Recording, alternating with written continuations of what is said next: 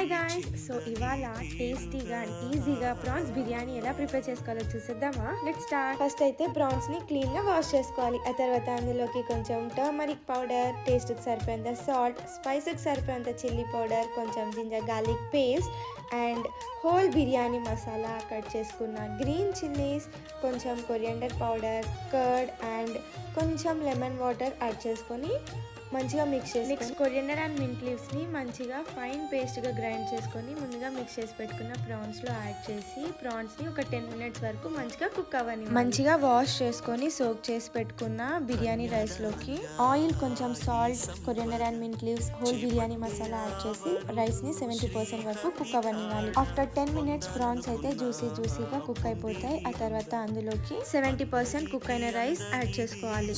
ఆ తర్వాత గార్నిషింగ్ కోసం fried onions, coriander, mint leaves, glass కొంచెం యాడ్ చేసి క్యాప్ పెట్టి లో ఫ్లేమ్ లో 10 minutes